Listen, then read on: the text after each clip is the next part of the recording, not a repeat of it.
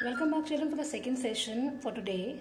That we will be having a discussion of stock and its different categories. It's going to be very important for you to understand these terms. Now, first we are going to take up stock, or in other words, we can say stock in trade. If you can see it clearly, stock or stock in trade. Now, what does stock or stock in trade refers to? It is generally considered in terms of trading organizations. Trading means the firms which are purchasing finished commodity already processed, and then they are only reselling it. Generally we say wholesalers and retailers, they purchase such kind of stock. So we have, it refers to the value of those goods. If you can see the definition clearly, if I think the board is clearly visible, it refers to the value of those goods which are purchased for reselling and which are lying unsold at the end of accounting year. Now, stock in trade means the stock which is purchased by the shopkeepers, the traders, for the purpose of reselling. They are not going to reprocess this kind of stock. It is a ready-made kind of a stock which is generally purchased for the purpose of reselling. That is why we say it stock in trade.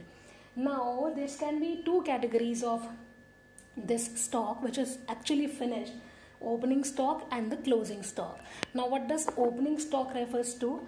Opening stock refers to the stock which is held in a shop or some, say, a trading firm in the beginning of the accounting year, and closing stock is the stock which is left unsold at the end of the accounting year. So there can be two kinds of stocks which the trading firms generally use. One is the opening stock, the stock available in the firm in the beginning of the year, and one is the closing stock, the stock left unsold at the end of accounting year. So stock refers to the stock of finished goods generally dealt with, trading concerns which are not going to manufacture again. Okay. Now moving on to inventory. Now inventory, we are talking about such kind of stock which is to be processed. Generally this term is used by manufacturing firms. So here we go. In manufacturing firms, there can be four categories of goods or inventory. Now there can be four categories which also will include the stock in trade. We have a look at the first category, inventory of raw material. Now inventory of raw material, as the words say, the raw material means any material which has to be further processed and finished, maybe converted into finished. The goods which are to be processed and still lying unsold are referring to raw materials or inventory of raw material. For example, the value of cloth in a cloth mill will be considered as inventory of raw material.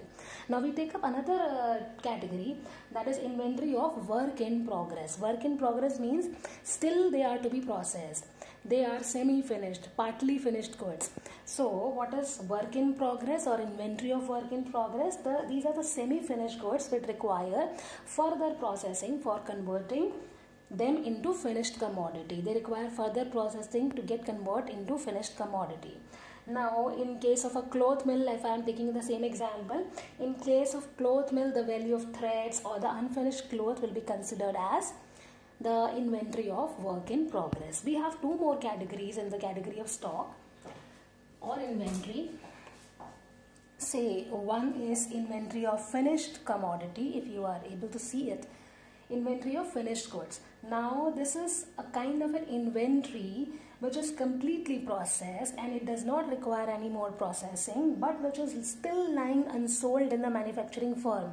It has not gone outside the firm at the end of the accounting year. For example, finished clothes still lying in the firm, not reaching to the customer or not reaching to the shops for trading. So this is the inventory of finished commodity. Now moving to the last category, which actually is the stock in trade. Inventory of stock in trade means the value of goods which have been purchased for the purpose of reselling, generally by the traders. So these are the four categories of inventory that we have to understand and learn. I hope that this segment is quite clear to you. Hope to see you in the next segment. Till then, bye-bye, take care.